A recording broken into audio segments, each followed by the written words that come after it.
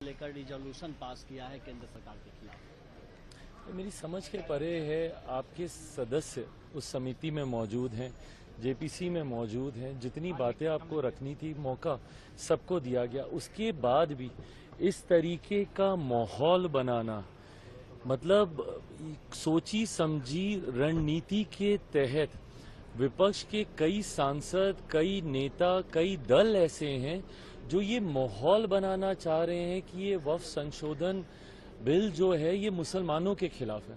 मेरी समझ के परे है कि इस तरीके से मुसलमानों के बीच में आप अपनी राजनीतिक रोटियां सेकने की सोच से, और कौन कौन से दल नहीं है, कांग्रेस जैसी पार्टियां, राजद जैसी पार्टियां, सपा जैसी पार्टियां।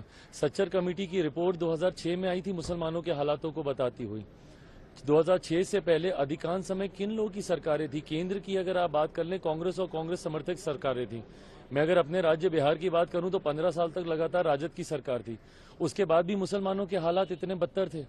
और आज आप सबसे बड़े उनके मसीहा बनते हुए उनके बीच में ये भ्रम फैलाने का प्रयास कर रहे हैं कि वक्फ संशोधन में ऐसी चीजें कर दी गई हैं जिससे पता नहीं मुसलमानों का कितना अहित हो गया।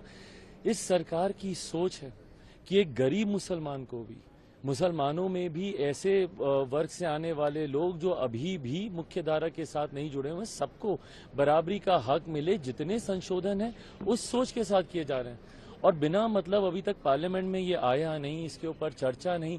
जब आएगा, चर्चा होगी, अपनी बातों को आप रखिएगा, उसके बाद आप बोलिएगा कि क्या सही हुआ क्या गलत हुआ।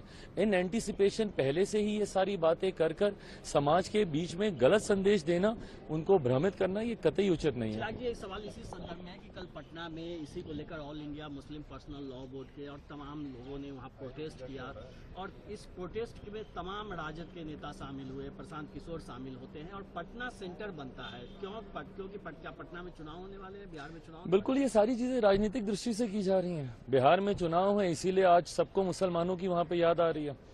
मैं तो पूछना चाहता हूं, मैंने तो कहा है कि भैया बताएं ना, सच्चर कमेटी की रिपोर्ट में क्यों ये बातें कही गई? बताएं, राजद जवाब देना कि भाई 15 साल तक लगातार आप सत्ता में थे ना, आपका तो समीकरण भी है। भाई आप तो एमवाई को एकदम सीना ठोक के आप बोलते हैं, तो उस एमवाई समीकरण में क्यों एम की हालत ऐसी रह गई? फॉर दैट मैटर वाई की भी हालत आपने कोई सुधारी नहीं है वहां पे, बट आपके एम की हालत इतनी खतर, इतनी बदतर क्यों हो गई? इसका जवाब इन लोगों के पास है नहीं। बट आज क्योंकि चुनाव आ रहे हैं, सब वहां पर जा रहे हैं हितैषी बनने के लिए। और ताज्जुब तो मुझे कई ऐसे मुस्लिम धार्मिक संगठनों से भी है कि भाई आप मुझ पे तो सवाल उठा देते हैं, आप एक ऐसे बेटे पे सवाल उठा रहे हैं जिसके पिता ने अपनी पार्टी को समाप्त कर दिया 2005 में मुस्लिम मुख्यमंत्री बनाने की बात कर।